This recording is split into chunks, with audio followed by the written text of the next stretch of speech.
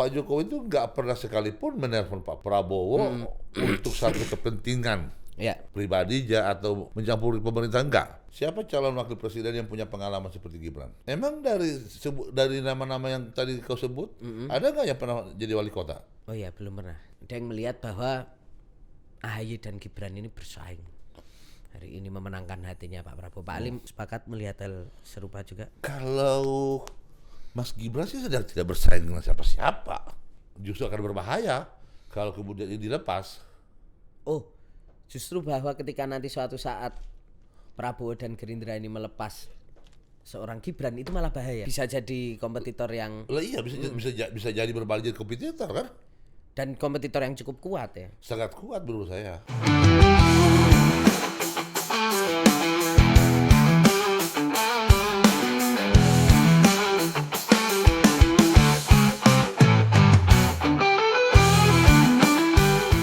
Masih bersama Ketua Harian Partai Solidaritas Indonesia PSI, Pak Ahmad Ali. Ya, tepuk tangan dong ini. Aduh, kok kayak ngantuk ini.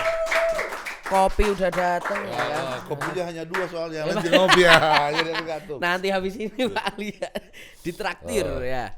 Pak Ali, kita membahas sekarang kalau tadi chapter sebelumnya kita banyak bicara soal PSI, masa lalu Pak Ali di Nasdem. Sekarang aku pengen juga dapat insight politik Pak Ali soal situasi para pemimpin kita hari ini, politik kita hari ini. Pak, kalau kita lihat kemarin itu menarik Pak. Pak Prabowo itu akhirnya ke IKN. Setelah 1 tahun kepemimpinannya, setelah banyak pihak menilai bahwa Pak Prabowo nggak firm sama IKN, akhirnya Pak Prabowo ke IKN, sebuah proyek peninggalannya, legasinya Pak Jokowi. Apa yang kita bisa baca dari kunjungan ini Pak? Apakah ini akhirnya menunjukkan bahwa Pak Prabowo semakin meyakinkan publik bahwa hubungannya dengan Pak Jokowi itu lebih kental ketimbang para mantan-mantan presiden yang lain, atau gimana? Sebenarnya gini, sejak awal hubungan Pak Jokowi sama Prabowo itu sangat jelas terbaca kok. Dari beberapa pernyataan dari Pak Prabowo ya. Dan saya berkali-kali bilang ini adalah contoh. Apa yang diajari kita, apa yang diajarkan oleh Pak Prabowo kepada kita ini tentang nilai. Jadi satu-satunya presiden yang secara lantang mau, dia sedang berkuasa, mau secara lantang mengatakan terima kasih kepada Pak Jokowi. Dan jujur bahwa kalau bukan Jokowi, saya tidak jadi presiden. Jokowi adalah guru saya bilang itu. Dan segala macam bla bla bla. Kenapa? Nilai itu sudah hampir tidak ada lagi dari pemimpin-pemimpin sebelumnya. Setiap ganti presiden naik memusuhi presiden yang sesudahnya. Ya atau sebelumnya. Kemudian presiden lagi naik atau turun memusuhi presiden yang naik. Nah, saling bermusuhan. Begitu sehingga kemudian saling menghilangkan legacy yang ditinggalkan oleh pendahulunya. Sehingga kemudian pada akhirnya negeri ini hilang tanpa bekas. Hanya mau ingin satu orang berkuasa di negeri ini. Nah, Pak Prabowo menunjukkan. Cuma terkadang kita para pengamat kita ini jauh lebih merasa lebih memahami Prabowo daripada Prabowo sendiri. Podcast itu kan kemarin Pak Prabowo menganalisa dari apa yang mereka dengar. Mereka masih bantah lagi. Iya. Pak Prabowo, Pak Jokowi bilang Prabowo bilang begini. Terus mereka ini begini. Tekak-tekuk itu ya. Nah, tapi gini Pak Ali, hari ini kemarin Pak Prabowo ke sana. Ke IKN. Penegasan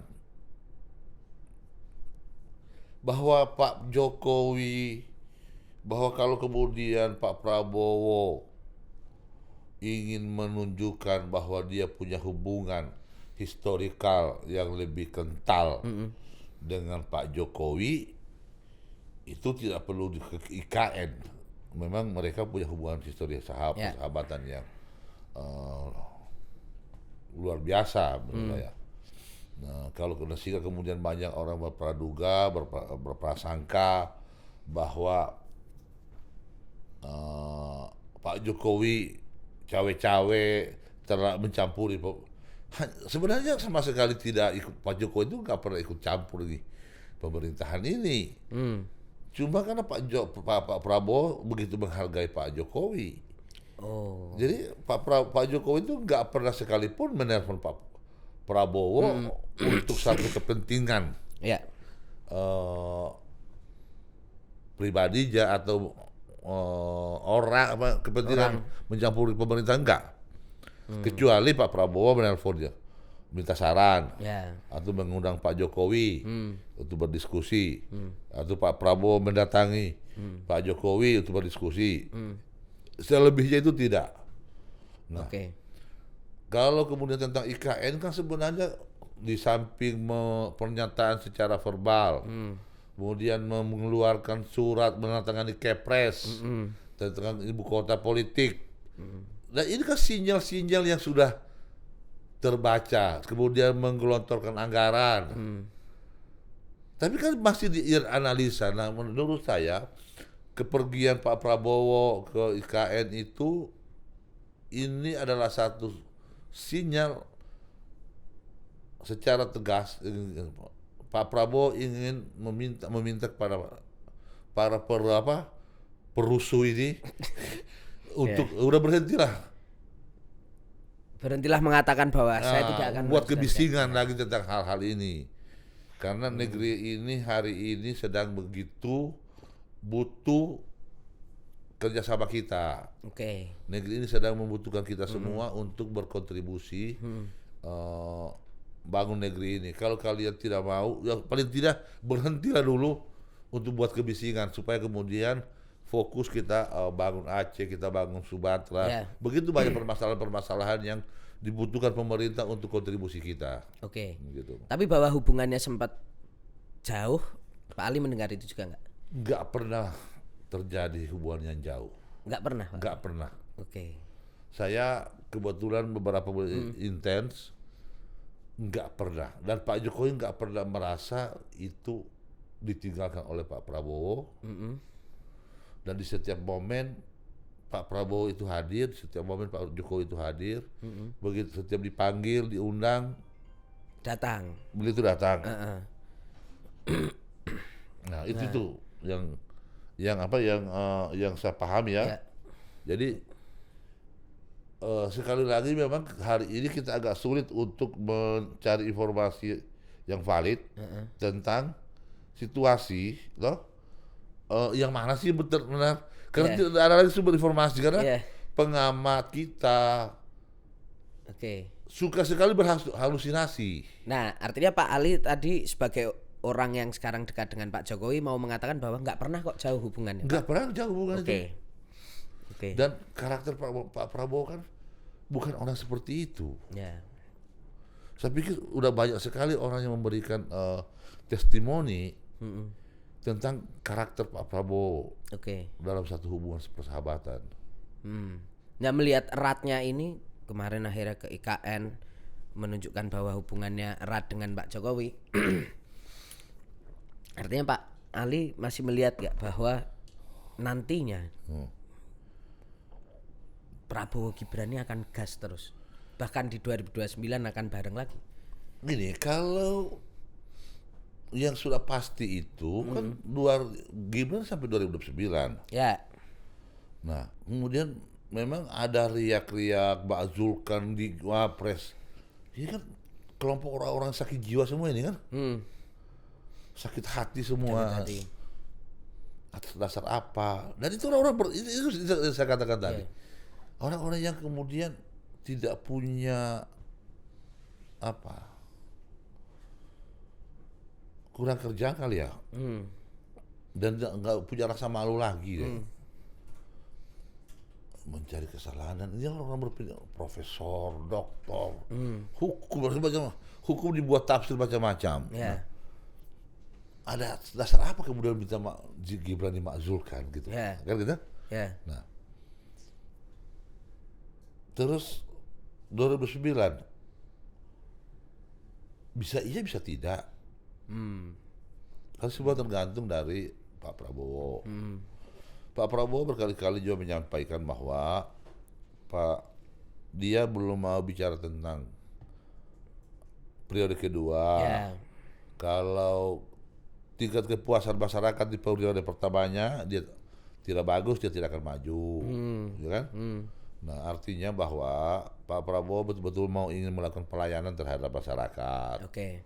Jadi kita batasi untuk tidak biarkan mereka bekerja. Karena tentunya ketika Pak Prabowo ingin maju kembali, pertimbangannya kan mengambil Gibran kemarin menang. Nah, di samping memang konsep keberlanjutan. Nah, kunjungan ke IKN ini sebagai satu pembuktian, beberapa proyek-proyek strategis dilanjutkan. Ini kan satu keberlanjutan pembangunan yang memang pembeda antara Jokowi Prabowo ini di situ dengan presiden-presiden lain. Sebelum-sebelumnya. Sebelum-sebelumnya. Jadi ada orang yang kemudian merencanakan dan dikerjakan oleh Jokowi dan kemudian memaki-maki Jokowi. Itu ada. Ada orang peletakan batu pertama dan dibangun oleh Jokowi, kemudian diklaim bahwa itu dia kan gitu. Nah, udah itu yang aneh-aneh begitu ada juga itu toh. Nah, tapi kalau hubungan Pak Jokowi dengan Pak Prabowo ini hubungan pembangunan yang berkelanjutan. Dan bahkan Pak Prabowo ketika ada peresmian beberapa proyek-proyek strategis, dia bilang harusnya ini Pak Jokowi harus hadir di sini. Diingatkan ya publik bahwa ini kerjaannya Pak Jokowi. Kerjakan ini Pak Jokowi, saya ini hanya meresmikan, hanya gunting pita. Nah, tapi ada yang orang lain yang ya tahu sendiri kan yang saya maksud itu. Yang mau juga gitu kan. Artinya itu kamuflase banget kan. Kalau ini kan Pak Jokowi sama Pak Prabowo ini hubungannya betul-betul natural. Kejujuran, tidak saling menjatuhkan, tidak saling menafikan satu sama lain. Saling membutuhkan. Sehingga kemudian hubungan ini kita tidak pernah khawatirkan, karena memang keberlanjutan yang didengung-dengungkan sejak awal dan menjadi alasan Pak Jokowi mendukung Pak Prabowo itu bukan sebagai satu cerita yang diada-adakan, yang kemudian membuat teman lama itu menjadi beradang, kan gitu, karena tidak didukung, gitu kan, yang kemudian Pak Jokowi dipecat dan macam-macam lah. Itu menurutku membuat kita semua membesarkan hati kita lah. Kebijakan-kebijakan Pak Prabowo hari ini, kemudian sikap Pak Prabowo ini membuat kita semua di pihak Pak Jokowi membesarkan hati kita bahwa seharusnya memang pemimpin kita itu seperti Pak Prabowo ini. Jadi menjaga hubungan, karena apa yang dilakukan Pak Prabowo ini tidak akan mengurangi rasa kehormatan dia sebagai seorang pemimpin.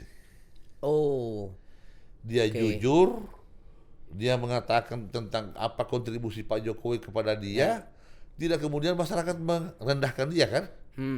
Justru masyarakat akan menaruh respect kepada dia. Justru pendukung Pak Jokowi akan semakin respect kepada Pak Prabowo kan? Daripada membuat demarkasi kita akui itu sehingga mengambil lebih banyak simpati ya. Kan begitu. Nah, ke depan tentang hubungan ini apakah berlanjut, Pak Jokowi memang sempat mengatakan itu. Ya, kalau saya katakan bahwa semuanya tergantung kepentingan 2029. Oke. Apakah kemudian ketika ini dipasangkan, kemungkinan bisa menanya seperti apa? Gitu. Kalau kemudian masih memang posibilitasnya paling tinggi, ya kenapa enggak? Emang siapa maju mau kalah? Ya, ya. Tapi kalau lihat beberapa tokoh sekarang yang ada di kabinet misalnya Pak Ali, misalnya ya, melihat nanti menebak-nebak di yang cukup potensial lah, yang cukup potensial. Pak Ali melihat posisi seorang Gibran Rakabuming Raka ini masih cukup kuat gak? Misalnya katakanlah kalau dibandingkan dengan misalnya AHY. Tahu kita juga tahu di posisi Menko selain AHY itu ada mantan, ya bukan mantan, masih temannya Pak Ali juga, Muhaimin Iskandar, ya kan, yang pernah Kalau saya berjuang sih sederhana aja. Nah, itu gimana? Ya itu katakan kembali politik. Emang ada calon presiden lebih baik daripada Gibran? Emang kan rekam jejak. Dari semua nama tadi yang Tatang sebut, siapa calon wakil presiden yang punya pengalaman seperti Gibran? Walaupun Gibran juga minim pengalaman Pak Ali. Loh, yang punya 2029 nanti dia sudah punya pengalaman sebagai wapres. Ya. Emang ada pernah punya pengalaman jadi wapres? Oke. Emang dari nama-nama yang tadi kau sebut, ada nggak yang pernah jadi wali kota? Oh ya, belum pernah. Hah? Belum pernah kan? Ya. Artinya dari mereka itu belum pernah ada yang dipilih oleh rakyat. Oh, belum pernah membuktikan diri berhasil dipilih oleh rakyat ya? Iya. Sebagai eksekutif. Hanya diangkat aja, hanya ditunjuk. Satu ditunjuk oleh ayahnya Gibran, satu ditunjuk oleh Prabowo. Ya. Dan Gibran. Kalau Mas AHY kan, Mas AHY kan 2 kali jadi menteri tuh. Ya. Satu ditunjuk ayahnya Gibran, Pak Jokowi. Sekali ditunjuk oleh Mas Gibran, Pak Prabowo dan Mas Gibran. Ya. Artinya Pak Ali mau mengatakan ya, at least Gibran itu pernah menunjukkan diri dipilih kan rakyat gini, ya, jadi sebagai wali kota. Salah satu background dan pertimbangan masyarakat pengalaman. Ya. Ya makanya saya bilang tadi bahwa emang ada calon wapres lebih baik daripada Gibran. Indikator lebih baiknya pengalaman. Bagi saya hari ini dia mewakili anak muda, ya. Ya mungkin sama-sama anak muda AHY. Tapi yang pernah jadi wapres siapa? Yang ada Ma'ruf Amin. Ya. Tapi kan masa iya? Ya. Ibu Mega pernah jadi wapres. Tapi dia udah pernah jadi presiden. Nggak mungkin lagi jadi wapres kan? Siapa lagi punya? Nggak ada lagi. Kenapa kemudian selalu incumbent itu selalu diunggulkan? Karena pengalamannya kan? Ya. Nah, kalau Pak Prabowo sebagai incumbent berpasangan dengan Gibran sebagai incumbent, itu pasti akan berpeluang jauh lebih besar. Oke. Karena kenapa? Di luar Mas Gibran, Pak Prabowo kan sebagai teknokrat. Orangnya sangat intelektual, terus kemudian bermain di level elit. Nah, kalau berpasangan sama Mas AHY juga karakternya hampir sama, ini akan melemahkan Pak Prabowo menurut saya. Ya, dia butuh yang ke akar rumput. Ya, dan itu hanya dipunyai oleh Mas Gibran. Oke. Oh, itu ya Pak Ali ya, hitung-hitungannya ya. Ya, nggak mungkin. Tapi kan ada juga persoalan gini, bukan persoalan, tapi fenomena gini Pak Ali, bahwa 2 periode seorang presiden biasanya wapresnya berganti. Karena biasanya misalnya dalam kasus Pak SBY JK, Pak JK maju sendiri, ada persoalan hitung-hitungan tersendiri. Artinya kalau ini bisa terjadi lagi, ini kan sejarah. Tapi di situ juga artinya kan hubungan antara presiden dan wapres ini kan hari ini harus benar-benar dijaga betul supaya Ini kan ada latar belakangi pasti kan. Artinya perkawinan dua pasangan senior dan junior ini pasti ada yang melatar belakangi kan. Oke. Nah, dan keinginan Pak Jokowi mengatakan keberlanjutan tadi, dan Pak Prabowo juga pasti ingin keberlanjutan itu. Kan Pak Prabowo juga ingin mau menjaga legasi dia. Ya. Dari sebuah calon pasti Pak Prabowo lebih percaya Gibran untuk melanjutkan legasi dia. Oke. Karena juga Pak Prabowo dibantu Pak Jokowi dalam proses itu atau iya gimana? kan, artinya apa yang dikerjakan oleh Mas Gibran hari ini dengan apa Pak Prabowo ini kan sama-sama Mas Gibran, itu legasi mereka. Ya. Ketika kemudian Pak Prabowo maju kedua kali bersama-sama, kemudian nanti Mas Gibran maju lagi, kan legasi Pak Prabowo pasti jaga Mas Gibran. Oh, oke. Kan di sini kan ada potensi berkhianat di sini ini. Ya. Ada juga orang yang kemudian masuk di kabinet, baru urusan pilkada langsung saya sudah punya sikap berbeda. Ya. Ya. Bagaimana untuk menjaga legasi Pak Prabowo? Oke. Artinya Pak Ali, kalau misalnya bisa dikatakan apa yang harus dilakukan oleh seorang Gibran supaya dia akan tetap relevan dan bisa melanjutkan lagi sama Pak Prabowo? Kepercayaan itu ya? Nah, bekerja seperti sekarang ini, laksanakan tugas, jangan neko-neko, sadar dan untungnya Pak Mas Gibran ini tidak pernah merasa wapres jadi merasa presiden. Oh, oke. Dia betul-betul menjadikan Prabowo sebagai guru dia, Sadar mentor posisi dia. ya. Jadi apa yang diperintahkan, apa yang ditugaskan, itu yang dilaksanakan. Kemarin Pak Prabowo tuju dia ke G20 kan? Ya. Ya. Nah itu kan di luar ekspektasi kita semua termasuk saya. Ya. Oh ya Pak Ali juga Iya kan? kaget juga ya. Ternyata Wapres itu luar biasa. Ya. Pinter juga ya. Inggrisnya castis Iya, juga ya. dan tapi setelah alumni Australia dan Singapura. Ya. Ya, itu kan harusnya tesis yang dibangun oleh Roy Suryo itu gugur di situ itu harusnya itu. Setelah bulan dari G20 itu kan. Ya.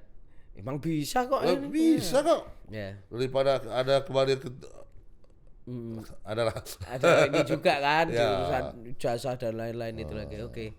Nah, artinya itu kalau menurut saya sih hari ini hubungan mereka sangat. Jadi Pak Ali melihat kekuatan seorang Gibran untuk kembali dipilih lagi menjadi mendampingi Pak Prabowo adalah justru ketika dia sadar posisi, dia tidak memposisikan diri sebagai setara ya. Iya, Jadi ngikutin apa yang artinya tidak offside. tidak offside. Ya, dia tidak pernah merasa bahwa, tapi memang pasangan ini saling mengisi.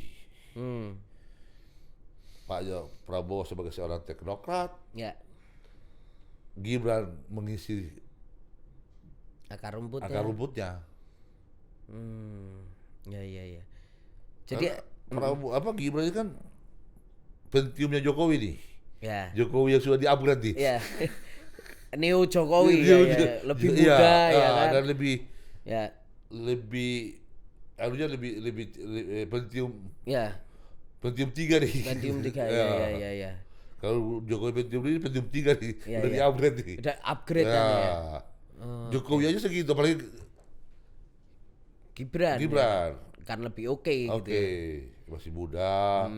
Dia hidup di zamannya sekarang.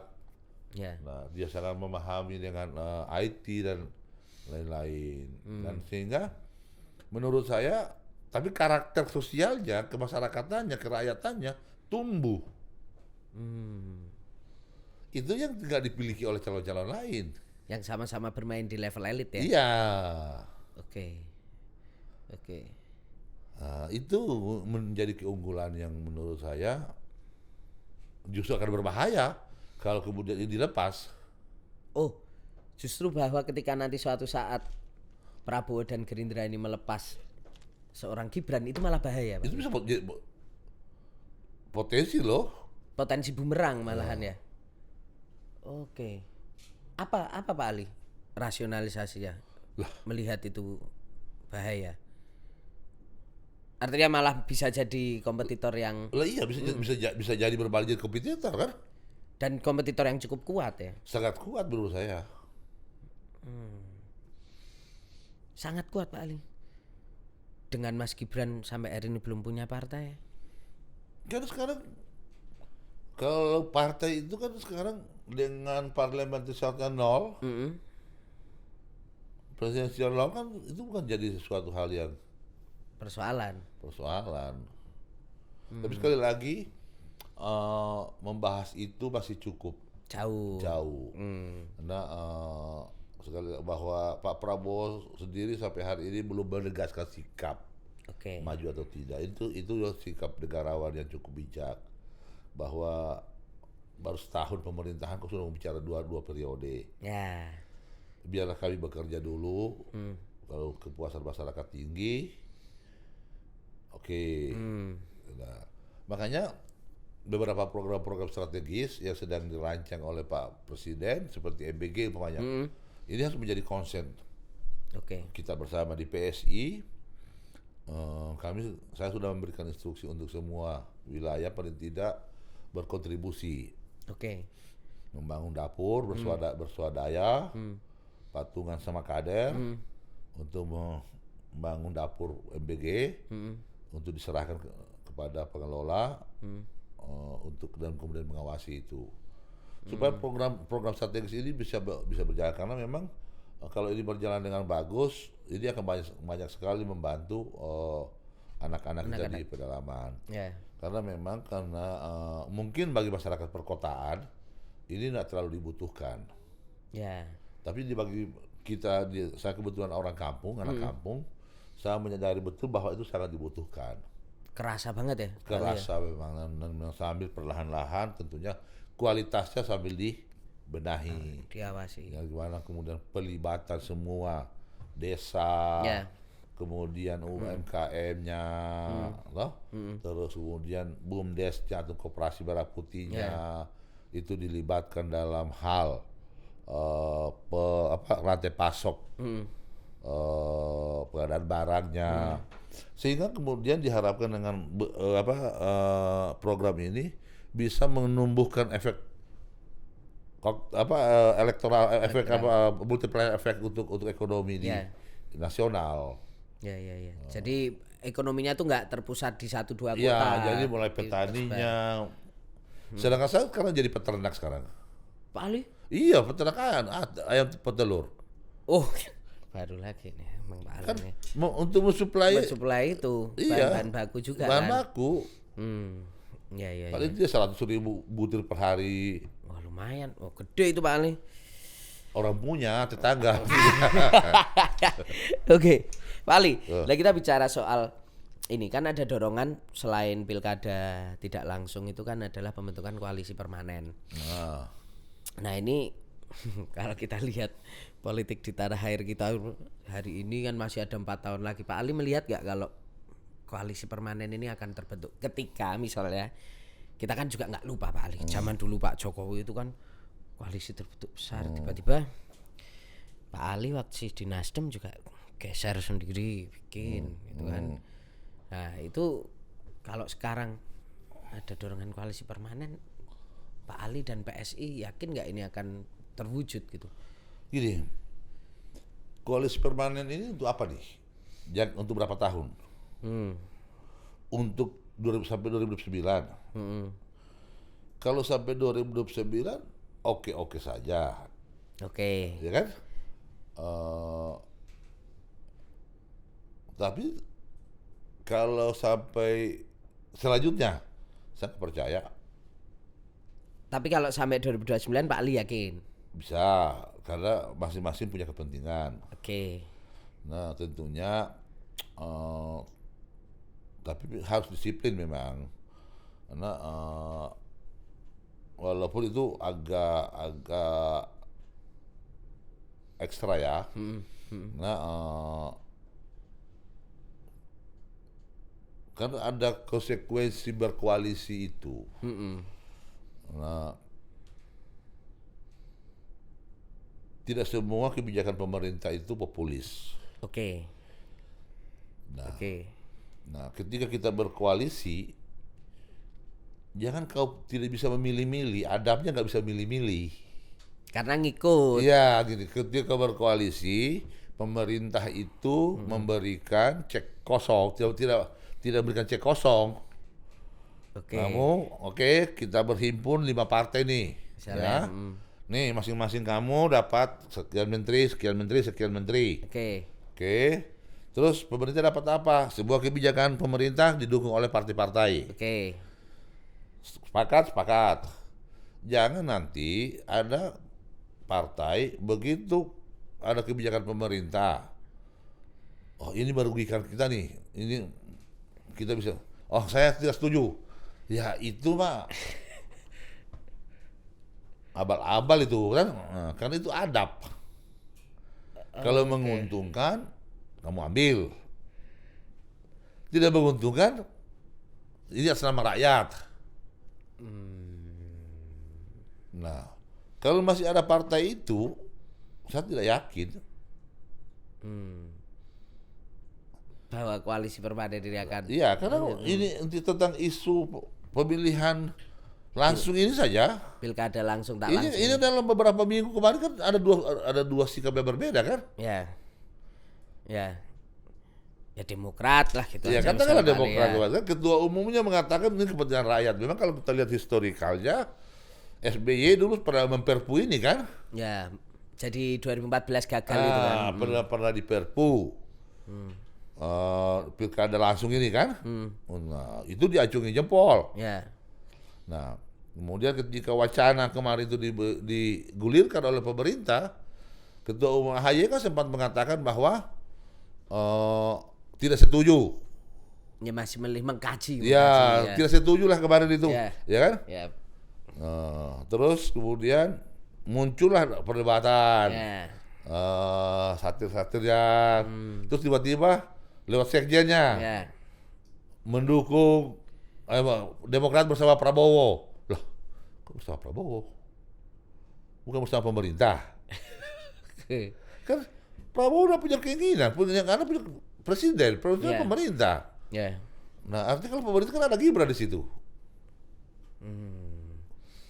Kan ini terlanjur nampak persaing. Jadi jadi coba lihat baik pernyataan. Demokrat bersama Prabowo. Mendukung kan begitu kan? Nah, padahal keinginan untuk melakukan yang digulirkan itu kan pemilihan langsung dan tidak langsung itu bukan keinginan Prabowo loh. Tapi pemerintah. Yang dimana di situ ada Mas Gibran juga. Berkoalisinya Demokrat itu bukan kepada Prabowo loh. Tapi Prabowo Gibran. Pemerintah loh. Pemerintah. Loh iya. Ya jangan terlalu baper lah. Kan mari kita kemudian punya sikap konsisten. Seutuhnya kan lah gitu iya. Ya. Bergabung dengan pemerintahan artinya pemerintahan Prabowo Gibran. Jangan bersama Prabowo aja. Prabowo siapa? Nah iya. Kalau kayak gitu mending kayak PDIP sebenarnya ya. Lah iya. Penyimbang aja sekalian gitu ya. Iya. Ya kan artinya tidak gimana karena tahu bahwa dia firm sama Prabowo tapi nggak sama Mas Gibran kan gitu. Oh iya benar. Pak Ali maksudnya gitu. Emang begitu? Nggak, misalnya nggak maksudnya gitu. Artinya ya konsisten dalam bersikap. Ya, itu maksud saya makanya tadi emosi publik jangan kita permainkan lah. Kalau di PSI ditanya apa sikapnya tentang pilkada langsung dan tidak langsung, kami nggak punya pendapat. Apa kata pemerintah kami ada di situ. Walaupun kayaknya kalau nggak langsung tuh PSI juga rugi ya Pak Ali, DPRD-nya masih dikit. Iya, tapi konsekuensinya ketika kami berkoalisi dengan pemerintah adabnya ya diambil. Iya, memilih ada di situ berkoalisi pemerintah bilang A, bilang kita A, titik. Ya soal nanti gimana-gimananya ya biar strategi masing-masing partai ya. Ya, kita kan kita tidak disuruh mendukung begitu saja, bukan cek kosong dikasih. Ya. Oh, ada dikasih menteri yang wakil menteri kok. Menteri dan wakil menteri itu bekerja baik-baik lah untuk menutupi kesalahan, katakanlah kalau ini tidak menjadi keinginan masyarakat. Ya. Kan harusnya begitu. Jadi harusnya tidak usah tanya kepada partai politik. Oke. Karena semua keinginan, semua keputusannya itu sudah diserahkan kepada pemerintah. Jadi pemerintah sudah diberikan mandat oleh partai-partai koalisi untuk dia diwakili. Ya. Jadi yang ikut aja gitu ikut ya. Ikut aja. Nggak usah kaji itu. Iya. Kadang-kadang gitu ya. Mending ngomong aja sekalian, kami nggak setuju sekalian. Iya. Gitu ya. Kalau mengkaji atau untuk menyamakan persepsi, memberikan pemahaman kepada pengurus-pengurus daerah, ya. Tapi prinsipnya bahwa kami mendukung pemerintah, titik. Ya. Apapun nanti pemerintah putuskan. Oke, kita ngikut. Ya, karena ini sudah menyangkut kebijakan pemerintah. Pak Ali, kalau kayak gitu situasinya tadi, aku tuh tapi penasaran, Pak.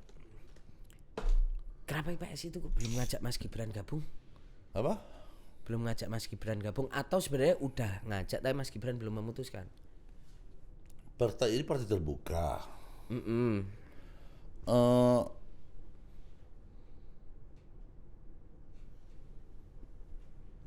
Kita tentunya memberikan kebebasan. Oke. Nah, kalau kader tokoh sekelas Mas Gibran, Wapres, diajak oleh PSI non-seat, kira-kira ya tahu diri juga PSI. Oh, oke. Masa kita ngajak orang untuk membesarkan partai? Kan malah untung nanti, Pak. Untuk di PSI iya. hancur di Gibran. Oh, Pak Ali malah juga masih memperhitungkan. Loh iyalah, masa kita harus hanya bisa memanfaatkan orang? Ya. Kita berjuang membesarkan partai ini, kemudian nanti mencalonkan Gibran. Oke, baru situ pede nih. Loh iyalah. Di posisi kayak sekarang sadar diri juga akhirnya ya enggak? Iya. Masa kita mau hancurkan masa depannya orang? Ya saya berharap kalau kemudian itu diretu oleh Golkar, oleh Gerindra lebih senang. Ya. Mas Gibran ya. Kan sempat kemarin diisukan mau Golkar belum jadi. Malah jangan dulu ke PSI. Jangan dulu PSI belum. Iya. Oh iya, kami benahi dulu lah. Oke. Jangan gara-gara itu kemudian disandra. Ya kasihan. Lebih bagus udah usah non partai dulu. Ya silahkan nanti ya. Iya, kemudian siapa tuh ada partai. Ya udah mempersyaratkan harus jadi kadernya, monggo. Memang kebetulan non. Oh iya. Tapi kalau dia nanti diikat masuk salah satu partai termasuk PSI, malah ruang geraknya nggak enak ya. Satu sisi PSI juga belum cukup kuat. Tidak lolos. Iya. PSI belum cukup kuat. Terus gimana mau bisa mencalonkan? Oh iya. Ya kan juga. Kamu tahu saya nggak terbiasa memanfaatkan orang. Kecuali sama-sama enak, Pak Ali itu baru mau. Ya. Oke. Ya, make sense itu Pak Ali, make sense. Nah Pak Ali ada pertanyaan, ini dugaan publik lah ya, ataupun mungkin digoreng-goreng. Ada yang melihat bahwa AHY dan Gibran ini bersaing. Hari ini memenangkan hatinya Pak Prabowo. Pak Ali sepakat melihat hal serupa juga? Kalau Mas Gibran sih sedang tidak bersaing dengan siapa-siapa. Mas Gibran sedang bekerja untuk kepentingan rakyat doang. Nggak tahu kalau orang lain memang masih butuh pengakuan, butuh validasi. Tapi kalau Mas Gibran ngapain lagi butuh validasi? Yang memang dia dilamar sejak awal kok. Ya, Pak Prabowo yang minta. Iya, jadi ngapain butuh validasi lagi? Kan gitu kan? Ya. Jadi kata bersaing itu tidak berlaku untuk Mas Gibran. Oke. Mas Gibran tidak sedang bersaing untuk siapa-siapa, untuk menjadi apa, karena dia sedang jadi wapres hari ini. kecuali orang yang sedang mau menjadi wapres merasa menjadikan Mas Gibran sebagai saingannya, itu hal berbeda. Dan ya monggo aja gitu. Monggo, itu hak mereka. Oke. Dengan cara yang sopan santun. Oke. Ya, jangan pakai proksi macam-macam. Oke. Nah, gitu kan. Nah, sekali lagi dunia demokrasi jangan diterjemahkan semau-maunya, ya kan? Nah, dari kami di PSI mendorong Mas Gibran. Kenapa? Kemudian pertanyaan kenapa kami mendorong dia, bukan kader kami? Kami salah satu partai mengusung dia kemarin. Ya. Nah, mendorong dia hari ini untuk tunaikan janji. Ya. Nggak usah berpikir 2009, optimalkan panggung kepercayaan yang sudah diberikan oleh rakyat. Bantu Pak Presiden realisasikan janji-janji politik kalian, maka mandat itu pasti akan diserahkan kembali oleh rakyat. Nggak perlu juga ditanggapi semua tuduhan-tuduhan yang tidak masuk akal. Kan direndahkan itu justru lebih baik kan? Direndahkan itu lebih baik. Lebih baik kan gitu kan? Daripada kemudian merasa diri lebih baik daripada orang lain, gitu. Nah, itu sih bagi kita hari ini ya. Sekali lagi, bagi orang yang merasa bersaing dengan Mas Gibran hari ini, monggo-monggo saja. Tapi bagi Mas Gibran, tentunya dia tidak sedang bersaing karena bukan lagi levelnya bersaing dengan orang baru bermimpi mau jadi cawapres, dan dia sedang jadi dia sudah jadi wapres hari ini. Dia sudah wapres, orang lain baru cawapres. Kan begitu. Jadi nggak level loh. Iya kan? Ya, siap. Oke, baiklah kalau gitu Pak Ali. Terima kasih banyak buat waktu ya Pak Ali. Diskusinya ini mantap, luar biasa. Sekitar 2 jam kita berdiskusi dengan Pak Ali. Pak Ali, semoga lancar-lancar, sukses. Oke, saling mendoakan. Saling mendoakan selalu. Saling berkabar. Berkabar Pak Ali. Biasanya Pak Ali kok saya chat langsung. Pokoknya kalau nggak starter tidak tunggu waktu. Siap. Oke. Gitu sahabat Kuas.com, semoga bisa mengambil banyak pelajaran dari obrolan saya bersama dengan Ahmad Ali. Kita bertemu lagi di Ngegas dan Nampol selanjutnya. Bye. Terima kasih. Gitu dong. Foto dulu.